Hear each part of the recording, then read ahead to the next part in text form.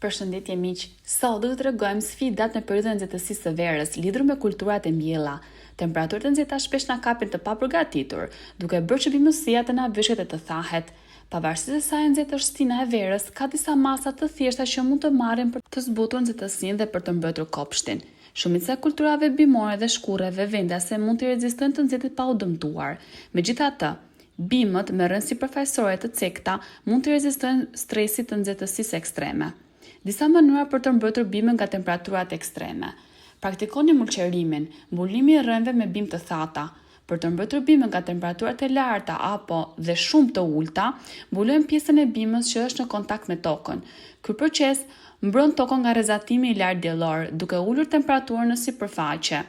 Mulçerimi redukton procesin e evapotranspirtimit, largimi i ujit nga bima dhe toka, duke ulur nevoja biologjike për ujë.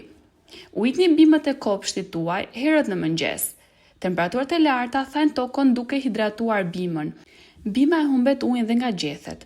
Për këtë arsye duhet të ujiten lulet. Rekomandohet që ujitja të realizohet në mëngjes, pasi gjatë ditës kemi humbje të ujit nga procesi i evaporimit.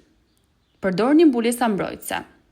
Pëlhura e hijes ofrojnë mbrojtje të pjesshme dhe të përkohshme nga dielli për bimët e kopshtit dhe mund të gjenden nëpër masa të ndryshme.